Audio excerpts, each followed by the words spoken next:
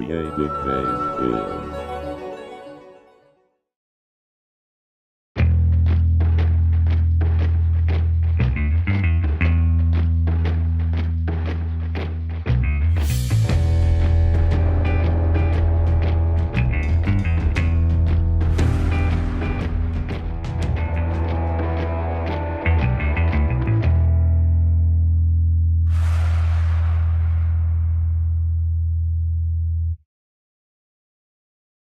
From the top, okay, drop that, yeah, feel the funk, y'all, yeah, feel the funk, y'all, yeah, and lay back in the cut, what's up, From Alpha to Omega, VHS to Beta, PlayStation to Sega, my skill is still greater, the sickest thing since VD, wicked like Ouija.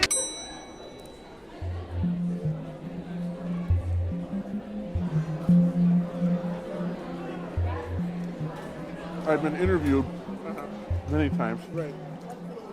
I've been on a lot of national cable shows, Histories, Mysteries, Cities of the Underworld, Deadly Women. Whenever film crews come to town, I often get called. What is the city's history, its place in America, and its overall reputation?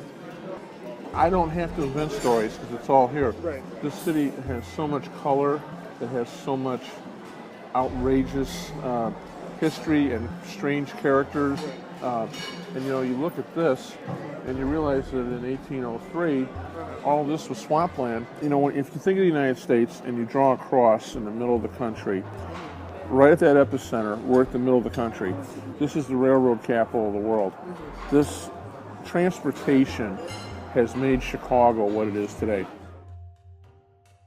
We've got a city that is thriving in some respects, but suffering in others. We've maintained our infrastructure. We have a vital downtown. We have good office rental. Corporations are relocating to Chicago, and there's money available for all that. And so in that sense, Chicago's flourishing.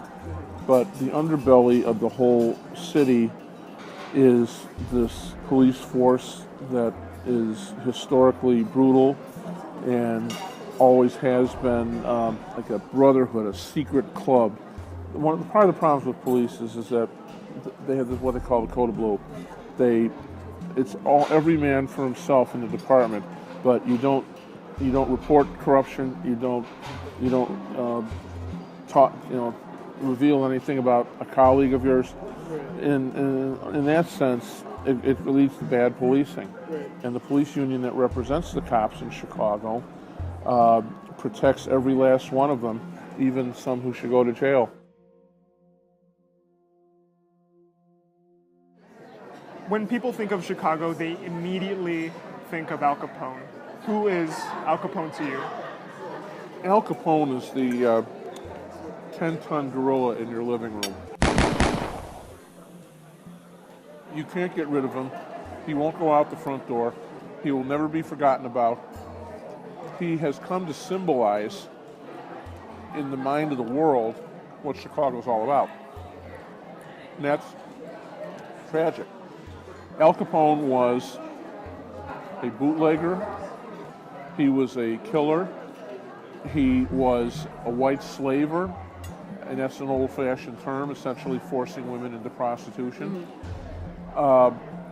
He was many things. Some people remembered him fondly as opening up a soup kitchen during the Depression. Right. But it does not excuse or condone the lives of people who were ruined. Right. What is the state of Chicago gang violence now? Chicago is the most gang-populated city in America. That, according to the FBI. So listen to this number. At least 419 people were killed this year across a dozen neighborhoods in Chicago, and that is more than all the U.S. troops killed in Afghanistan this year. The cause, rival gangs creating anarchy.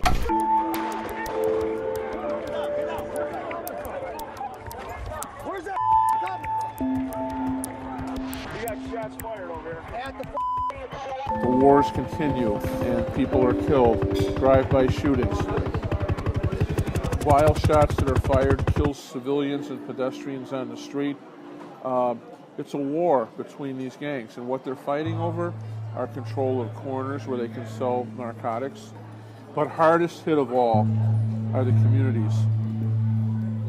Essentially, it's black on black crime. And young African Americans are dying at the hands of other young African Americans. The police try to intervene in it, and things go wrong. The community does not trust the police. The police are suspicious.